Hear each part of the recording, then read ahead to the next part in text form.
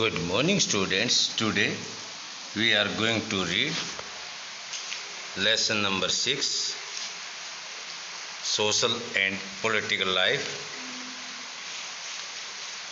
In the 6th chapter, Understanding Our Criminal Justice System, we are going to explain what is the role of the police in investigating a crime. किसी भी अपराध की जांच करने में police की क्या भूमिका होती है, हम इसके बारे में रीड करेंगे. One important function of the police is to investigate any complaint about the commission of a crime. Police का एक महत्वपूर्ण काम होता है किसी अपराध के बारे में मिली शिकायत की जांच करना. An investigation include recording statement of witness and collecting different kind of evidence. जांच के लिए गवाहों के बयान दर्ज किए जाते हैं और सबूत इकट्ठा किए जाते हैं. On the basis of the investigation, जांच के आधार पर the police are required to form an opinion. जो जांच होती है, जांच के आधार पर पुलिस अपनी राय बनाती है. इफ द पुलिस थिंक, अगर पुलिस सोचती है, that the evidence point to the guilt of the accused person, then they file a chargesheet in the court. अगर पुलिस को ऐसा लगता है कि सबूतों से आरोपी का दोष साबित होता दिखाई दे रहा है, तो पुलिस अदालत में आरोप पत्र, जिसको आप चार्जशीट कहते हैं, दाखिल कर देती है. As stated at the beginning of the chapter, जैसा कि चैप्टर के आरंभ में कहा गया था, it is not the job of the police to decide whether a person is guilty or innocent. ये पुलिस का काम नहीं है ये निर्णय क्या करना, ये निर्णय लेना कि कोई व्यक्ति दोषी है या निर्दोष है. That is for the judge to decide. ये सब न्यायाधीश को तय करना होता है.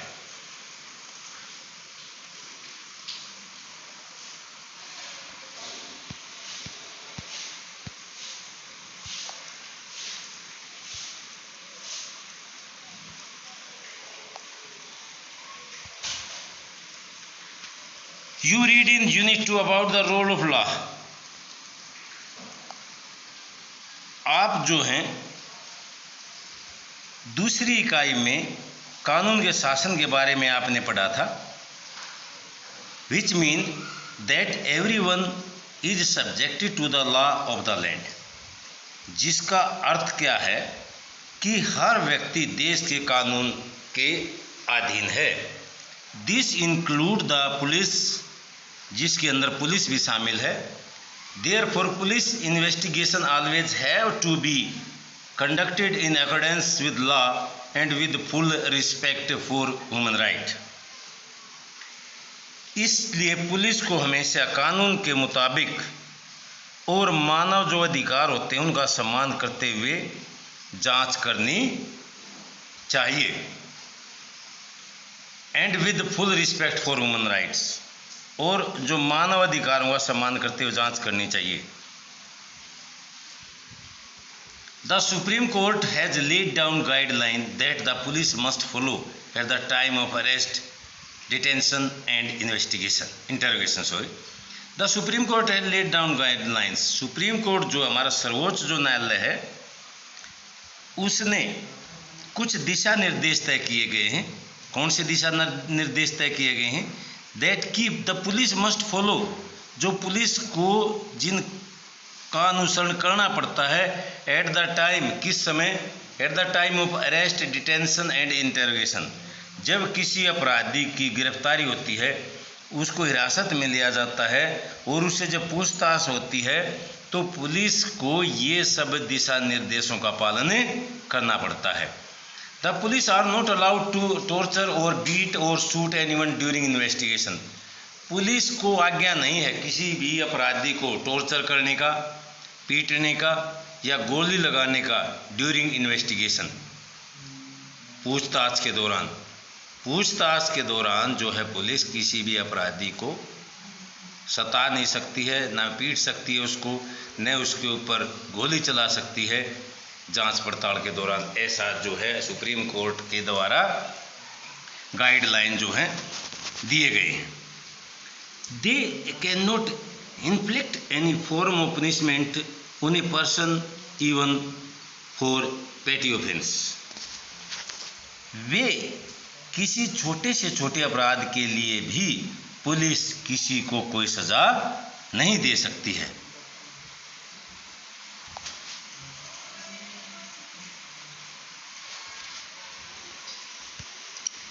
Article 22 of the Constitution and criminal law guaranteed to every arrested person the following fundamental rights। संविधान के अनुच्छेद 22 में फौजदारी जो कानून है, जो हमारा क्रिमिनल लॉ है, उसमें प्रत्येक व्यक्ति जिसको गिरफ्तार किया जाता है को निम्नलिखित मौलिक अधिकार दिए गए हैं। Number 1, the right to be informed at the time of arrest of the offence for which the person is being arrested. गिरफ्तारी के समय उसे यह जानने का अधिकार है कि गिरफ्तारी किस कारण से की जा रही है। Point number 2, the right to be presented before a magistrate within 24 hours of arrest. कि जो व्यक्ति जिसको गिरफ्तार किया गया है उसको 24 घंटे के अंदर मजिस्ट्रेट के सामने पेश करने का अधिकार है। Point number next, the right not to be ill treated और टॉर्चर ड्यूरिंग अरेस्ट और इन कस्टडी। कस्टडी गिरफ्तारी के दौरान किसी भी तरह से दुर्व्यवहार या यातना से बचने का अधिकार है। किसी भी व्यक्ति को गिरफ्तारी के दौरान दुर्व्यवहार या यातना नहीं दी जा सकती। Next 4 point, confession made in public custody cannot be used as evidence against the accused.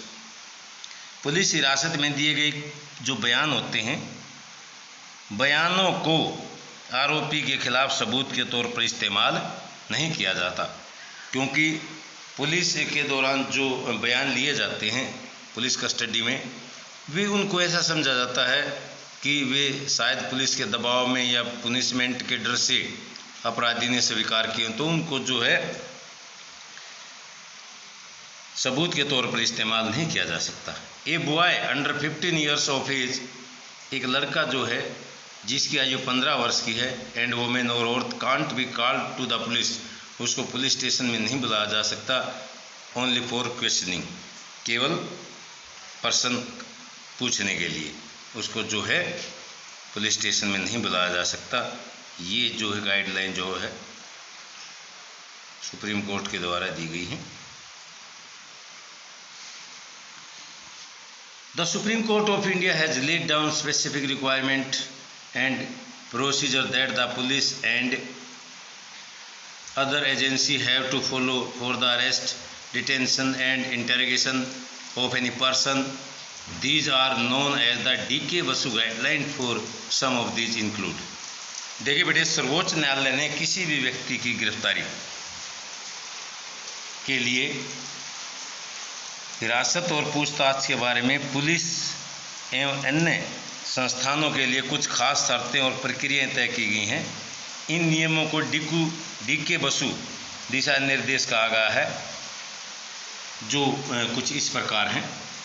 The police official who carry out the arrest और interrogation should wear clean, accurate and visual identification and name tag with their designation. The police official, जो police के अधिकारी हैं, who carry out the arrest for interrogation, जो गिरफ्तार किए हुए व्यक्ति की जांच करती है या उससे पर्सन पूछती है, शुड वियर क्लीन, उसकी जो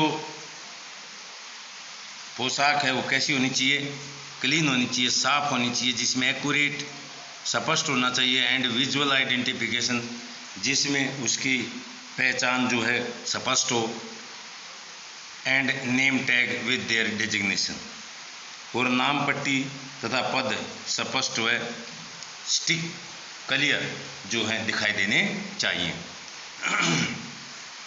A memo of arrest should be prepared at the time of arrest. A memo of arrest.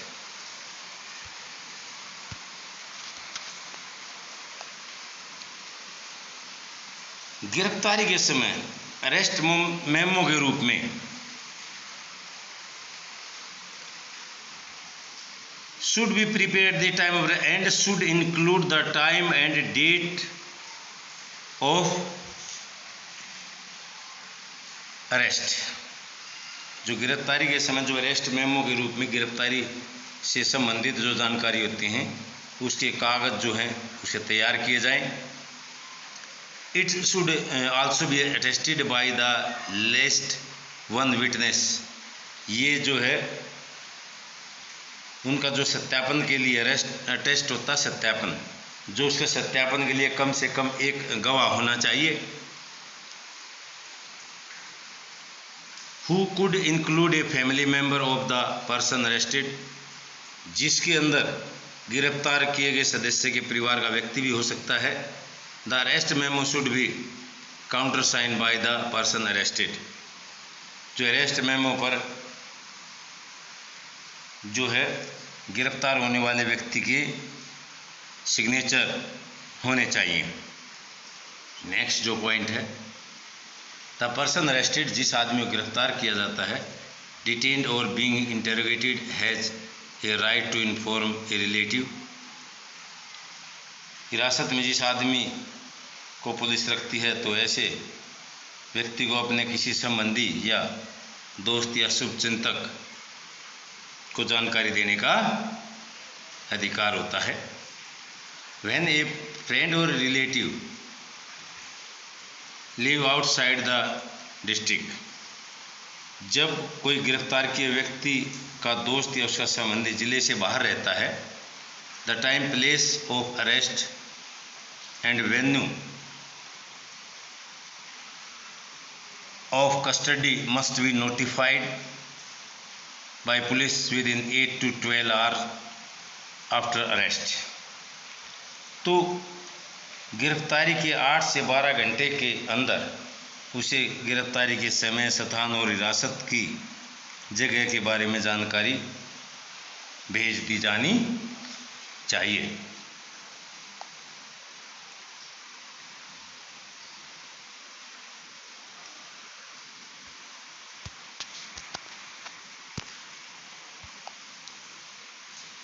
Now let us return to the story of Shanti and answer the following question।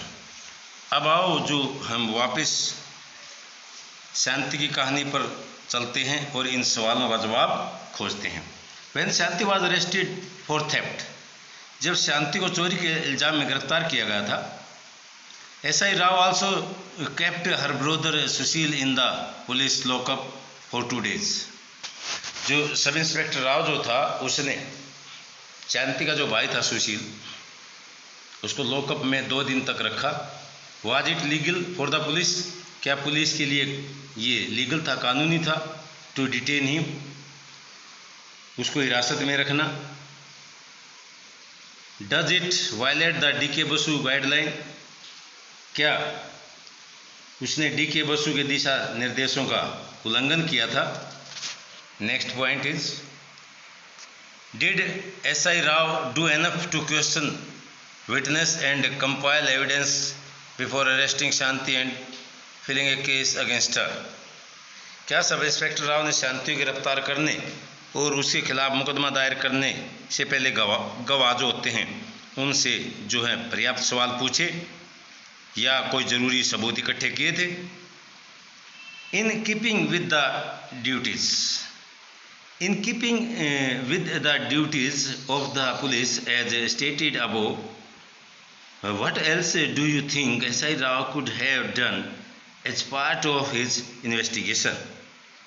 Police की जो जिम्मेवारी होती है, अगर हम उसका हिसाब लगाएं तो आपकी राय में जो सब इंस्पेक्टर जो राव थे, उनकी जांच का जो तरीका था उसमें क्या क्या करना चाहिए था।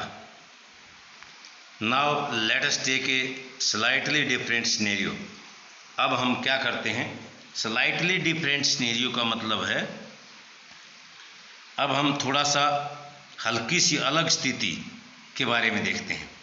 शांति and her brother Sushil go to the police station to complain.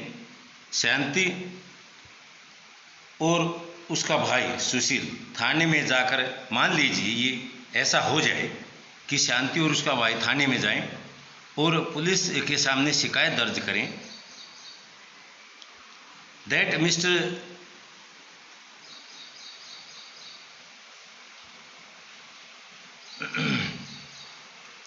Mister सिंधेज 20 years old सन, कि जो श्रीमान सिंधे का 20 साल का जो बेटा है, हैड स्टोलन Rs 15,000, कि उसने 15,000 रुपये चोरी कर लिए, that they had been saving up, जो उनकी बचत के थे। Do you think that the officer in charge of the police station will promptly lodge an FIR? क्या आपको लगता है कि थाने का जो प्रभारी है, जो SHO है, इंचार्ज है, वो फौरन उनकी FIR दर्ज कर लेगा? मान लीजिए अगर शांति और उसका भाई जो सुशील है पुलिस स्टेशन में जाते हैं और श्रीमान जो सिंधे का जो 20 साल का बेटा है उसके खिलाफ जो है 15,000 रुपये की चोरी का इल्ज़ाम लगाते हैं या कहते हैं कि हमारी 15,000 रुपये की चोरी हो गई जो हमारी बचत के थे, तो क्या आपको लगता है कि जो पुलिस का जो इंचार्ज है, SHO जो है, तुरंत उसकी FIR दर्ज कर लेगा? List a few factor that in your opinion may influence the decision of the police to register or not register an FIR. तो ऐसे कुछ फैक्टर लिखिए, कारक लिखिए जो आपकी राय में FIR लिखने या न लिखने के पुलिस के फैसले को प्रभावित करते हो। First, information report. FIR के अंदर क्या क्या इंक्लूड होता है, तो बेटे हम इसको डिटेल से रीड करेंगे तो आपको भी पता होना चाहिए what is the role of FIR। First, information report.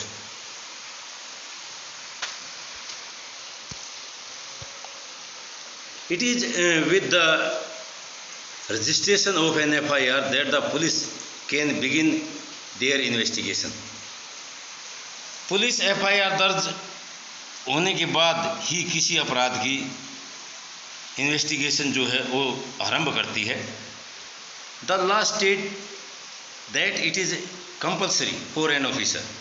कानून कहता है कि ये ज़रूरी है एक अधिकारी के लिए, in charge of a police station, जो पुलिस स्टेशन के अंदर इंचार्ज है, टू रजिस्टर एन FIR, कि वो FIR को रजिस्टर करे।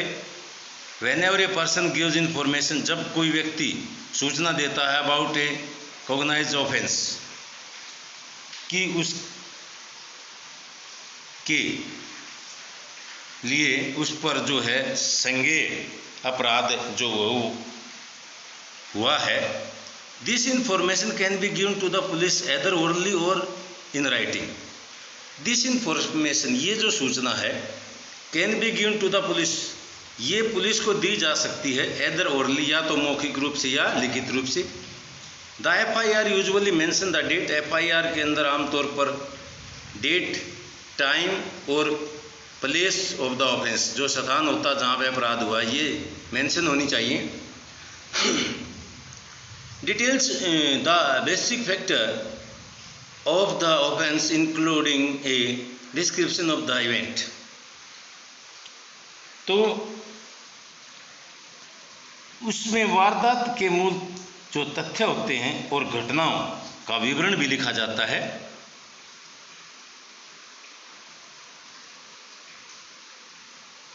Including a description of the event, जिसके अंदर गवाहों का भी उल्लेख किया जाता है, घटना के बारे में बताया जाता है।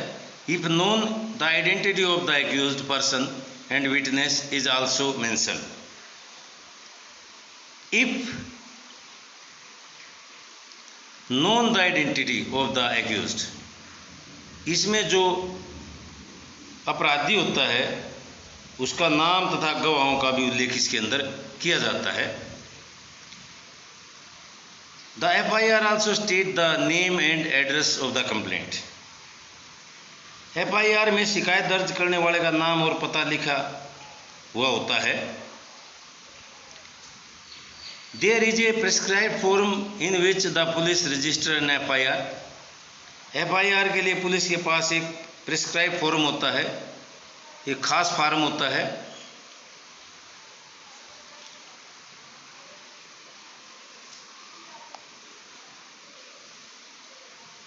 And it is signed by the complainant, और इस पर शिकायत करने वाले के साइन जो हैं लिए जाते हैं. The complainant also has a legal right. शिकायत करने वाले को ये एक कानूनी अधिकार होता है to get a free copy, कि वो एक फ्री मुफ्त में नकल प्राप्त करे ऑफ द FIR की फ्रॉम द पुलिस. जो FIR दर्ज की जाती है, एक जो प्रिस्क्राइब जो फॉर्म होता है उसके ऊपर जो FIR दर्ज की जाती है, साइन लिए जाते हैं कंप्लेंट के, शिकायत करने वाले के. तो ये एक राइट होता है उस कंप्लेंट को, शिकायत करने वाले को, कि उसको एक फ्री कॉपी दी जाती है उस FIR की पुलिस की तरफ से. तो बेटे लेसन को ध्यान से रीड करना है. Okay, thank you.